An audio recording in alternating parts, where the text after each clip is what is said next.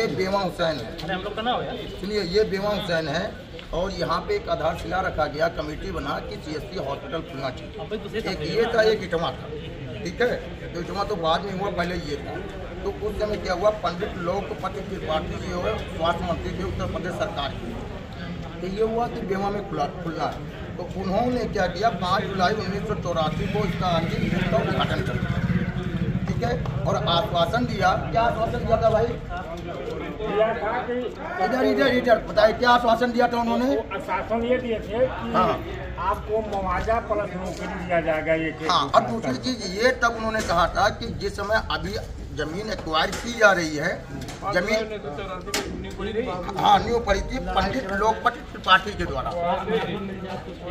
हाँ, उसके बाद ये आश्वासन उन्होंने दिया, ये हुआ कि जो है हमारी जमीनें क्यों ली जा रही है। भाई हम गरीब किसान हैं और ब्राह्मण का जो है ये बेवा हुसैन है, ब्राह्मण बाहुल क्षेत्र का टोटल निजी नंबर है ना। हाँ, सबका मतलब बेवा हुसैन का ही है, कुछ नहीं। उसके बाद सुनिए, ये जब हो गया तो उन्होंने कहा ठीक है अस्पताल बनने दीजिए, जब उद्घाटन होगा तो आप लोगों को रुक जाइए या तो बोल लीजिए आके, ठीक है। ये हुआ कि जब अस्पताल बन जाएगा, उद्घाटन होगा, तब आप लोगों को जो सर्किट रेट होगा यहाँ का चलेगा।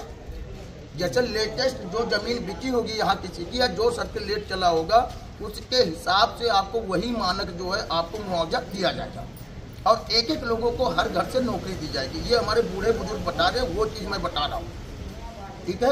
उसमें श्री अब तो स्वर्गीय हो गए श्री बालेश्वर प्रसाद मिश्रा जी मुख्य वो थे। उसके बाद जो अगर बात करिए अयोध्या जी थे, प्रसाद मिश्रा, कहाँ गया अशोक प्रसाद चाचा है, अशोक मिश्रा जी थे हमारे जो है। इनके पिताजी जो है थे जो है बद्दू बाबा कहते हैं। उसके बाद जो है हमारे जुनमुन बाबा थे, वो स्वर्गीय हो गए। उनके नाती कहाँ है, अतुल मिश्रा जी हैं जो।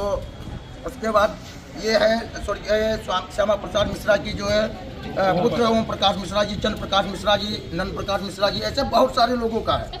अब भाई जो पिताजी थे उनके 4 लड़के थे, ऐसे बंटवारा होगा तो करीब 30, 40, 50 लोगों का जाएगा। उसके बाद जब बन गया, बनने के बाद क्या हुआ कि अब ये हुआ कि अस्पताल का उद्घाटन करना है, बन के तैयार, ठीक है। एक गुप्ता जी थे उस समय अधीक्षक से, उससे पहले कोई आया, सब कुछ सही चल रहा था, सब कुछ सही चल रहा था। ये हुआ कि मुआवजा मिल जाएगा, बस उद्घाटन होना है। उसके बाद हमारे जो है श्री माननीय माता प्रसाद पांडे जी को आप जानते ही होंगे, उस समय स्वास्थ्य मंत्री थे। उन्होंने आया, हेलीकॉप्टर बगल में उतरा था उनका। अब आप बताइए, शासन के मंशा के अधीन, ठीक है, दूसरे कार्यकाल में ये जो है आए 6 जनवरी 1991 को इसका उद्घाटन किए और बहुत अच्छे से आश्वासन दिया कि भैया बस उद्घाटन कर दीजिए, उसके बाद चलिए सरकार बना है और आपका मुआवजा दिला दीजिए, नौकरियों दिलवा दीजिए। स्वास्थ्य मंत्री रहे, अभी रहे कि अपने क्षेत्र के रहे, यह नाते उन्हें कहा कि जो ने उनके बाद सब मालिक कि भैया क्षेत्र के कहें हमारा तो उठना बैठना घर द्वार यही है, यह बताएंगे। वो के बाद कई बार सपा सरकार आए, कई बार भाजपा सरकार आए, बीच में भाजपा सरकार ना ही आए। जिप्पी बाबा जो उन्हें विधायक बने, बहुत प्रयास किए, उन्हें दबा दिया जाए, कहा कि शासन सत्ता आवे नहीं करे, तो सुनबे नहीं करे। एक मिनट, उसके बाद तौफीक साहब विधायक हुए। तौफीक साहब आके यहीं पे कुर्सी लगा के बैठते थे और एक भी नहीं सुनते थे। ये अशोक चाचा की दुकान है, जाके वहां पे बैठते थे, इनको जो पाते थे बोलते, मतलब एकदम प्रचंड शासन सत्ता में थे हम लोगों पंडितों की। क्योंकि हम लोग का था कि वोट भी दिए तब भी नहीं मानते थे, ना भी दिए तब भी।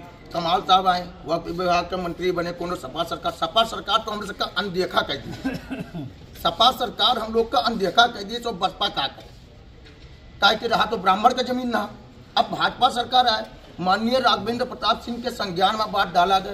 वो कहें ठीक है, राजा साहब मंत्री बने, राजा साहब यहीं आए। और बार राजा साहब से हम खुद मिले, हमारे पास फोटो है। वो कहते हैं हाँ ठीक है। सामने एम्बुलेंस वाले बेचारे ड्राइवर अपनी बात रखे, उनको भी आश्वासन देके चले गए। उसके बाद वो एक्सरसाइज मंत्री बन गए, वो कार्यकाल वो बेचारे लगे, लेकिन मंत्री पद से वो दूसरे मंत्री पद में चले गए। अब बात ये रही, यहाँ तक तो तब तक ठीक था। एक डॉक्टर जो है सलाम जो है यहाँ के अधीक्षक बने, तब तक सही चल रहा था। डॉक्टर खरे साहब थे, अकबाल साहब एक अधीक्षक बन के आए थे। अकबाल साहब तो इतना घोटाला कर दिए कि हम लोगों की तो बात जैसे आता था मुकदमा के लिए कि बात ये आई, वो बालेश्वर प्रसाद मिश्रा जी लड़ते थे, वो क्या करे, फाइल दबा दे। और उन्होंने क्या किया उन्होंने सिर्फ एक तरफा हम लोगों को बाइकआउट करके उन्होंने ये भी बयान दिया कि जब तक हम रहा पैसा मुआवजा पा जाओ तो करो। ये इकबाल साहब का बयान था। मैं था और मैं उस टाइम लगा उनके पास क्योंकि उनकी सच्चाई जानने की कि चल क्या रहा है। ये 7 साल से मैं लगा हूँ पीछे इस हॉस्पिटल के लिए। उसके बाद फिर वो जाते जवाते अधीक्षक बनना था किसी और को, भाई शासन सत्ता कोई बात नहीं। कमाल साहब सुनिए, कमाल साहब जो उन्हें विधायक बने, अब यह चला था तौफीक कमाल। वो कहा कि एक जन सलाम साहब है अम्बेडकर नगर के राय वाले, उन्हें अधीक्षक बना दिया, उनका अस्पताल खुला है। अब वह कहा कि पूरा फैलिया वैलिया जलवायु के ताव के जिनको पता नहीं। बहुत ध्यान से बात सुनिएगा, सब कुछ मेरे पास प्रूफ है। उसके बाद वो गए, फिर बात कहाँ से सच्चाई जब उजागर हुई, एक तिवारी जी जो है अधीक्षक बन के आए। जो अच्छा काम करता है लोग क्या करते हैं, इधर उधर करके उनका ट्रांसफर करवा दिया। वो आए थे, अरे सरवण तिवारी जी सबसे शुद्ध काम जो किया है सरवण तिवारी जी ने किया। डॉक्टर सरवण तिवारी जो यहाँ के अधीक्षक थे, मैं बहुत बहुत धन्यवाद कहना चाहूँगा, क्योंकि वो जब आए तो उन्होंने कहा मैं चार्ज तब तक नहीं लूँगा जब तक इस चीज़ का। उसी के बीच में क्या हुआ कि जब गले की फांस बनी, कई सारे लोग सस्पेंड हुए, क्या हुआ मुझे नहीं पता एग्जैक्टली। तो हमारे यहाँ के बालेश्वर प्रसाद मिश्रा जी थे। अब आप बताइए, अगर ज़मीनें 10, एक उदाहरण के तौर पर, अगर ज़मीनें जो है 10 लोग की है, सरकार अगर कोई मुकदमा लड़े ना लड़े, अगर एक लोग को मुआवजा दे रहा, सरकार का फर्ज क्या बनता है आप बताइए? फर्ज ये बनता है कि अगर आप एक लोगों को दे रहे हैं तो आप सबको बुला के आप देखिए किनारे कर दीजिए। उसके बाद उनसे तोड़ मोड़ करके उनकी जमीनें, ये देख लीजिए, ये प्रूफ है। ये मैं एक मिनट या तो बोल लीजिए या तो बोलने दीजिए। है आपके पास प्रूफ? 40 साल से लटकाए पड़े हो, प्रूफ है? 40 साल से क्या किया है अभी तक? अगर कोई बात बोल रहा है तो बोलने नहीं देते हैं।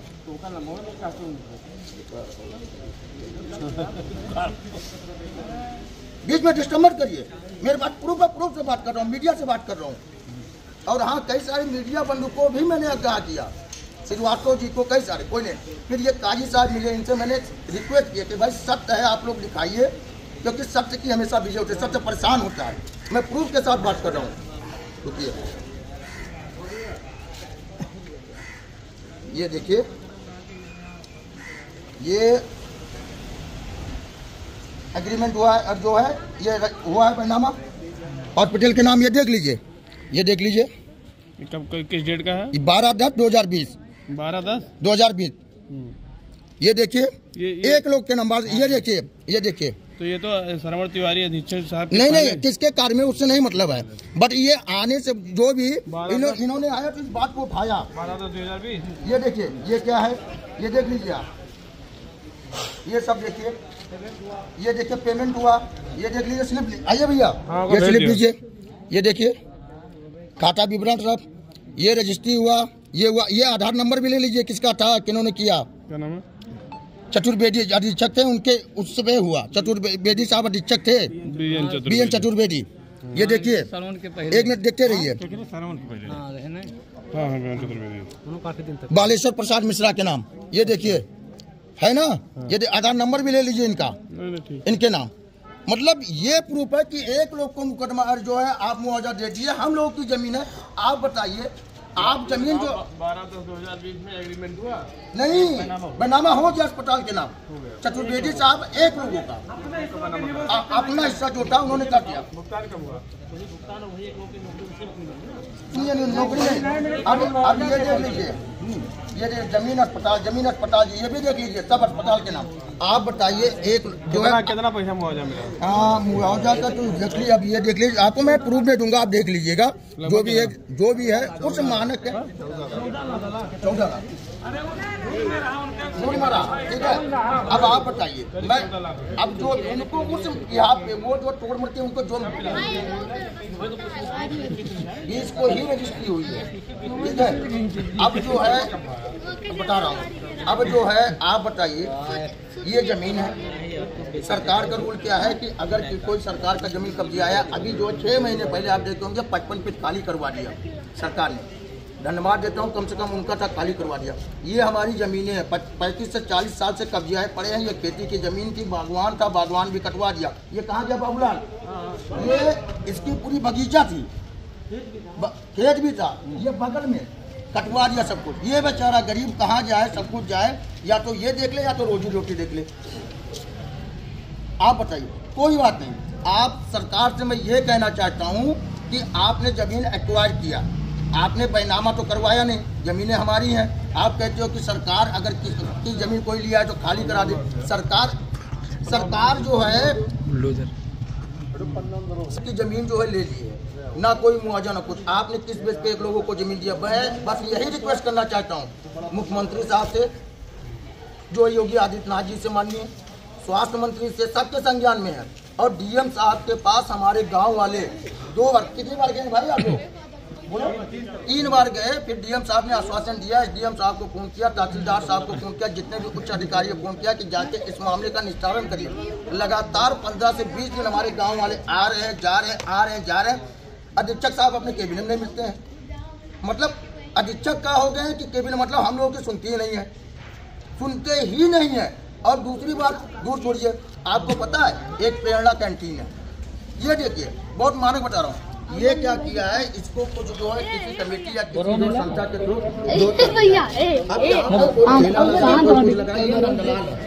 चल के अभी बता देंगे। ये जो है 2000 उससे ले रहा है, अब लेके कहाँ दे रहा है, उसके बाद पल्ला झाड़ दे रहे हैं।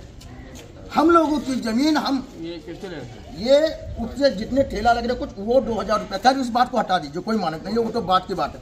हम सरकार से यही चाहते हैं, आप लोग इनसे भी पूछ लीजिए जिनकी ज़मीनें हैं क्या चाहते हैं। आज का जो प्रेजेंट टाइप का मानक रूप है, जो मूल्य चला है, उस हिसाब से हमको मुआवजा चाहिए।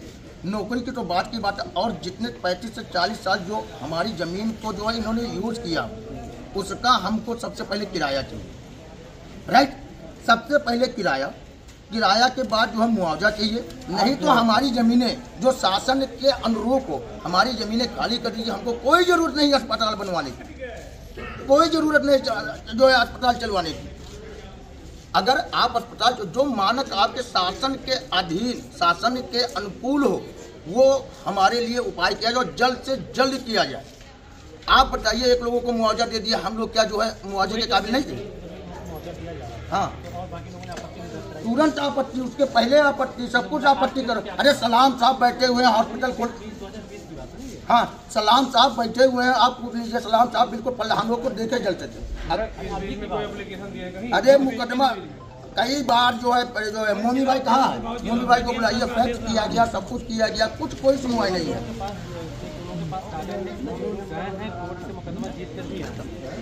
राइट। और मुकदमा जो हम लोगों ने किया, फिर जो है हम लोगों से क्या बोला गया, अधीक्षक साहब ने बोला कि मुकदमा हटा लो, मौजूदा दवाई था, मुकदमा तो हम लोगों का चल रहा है, इलाहाबाद जो भी चल रहा, लखनऊ जो भी चल रहा।